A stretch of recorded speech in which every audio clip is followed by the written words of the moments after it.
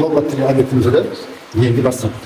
Mana bu yangi basseynimizdagi yangi suv solinadi, vodoprovod suvi. Holati shunaqa. Nisbatan boshqa joylarga nisbatan tozaroq ekan. Bitta benzin tomonidan telari elas ko'rinyapti.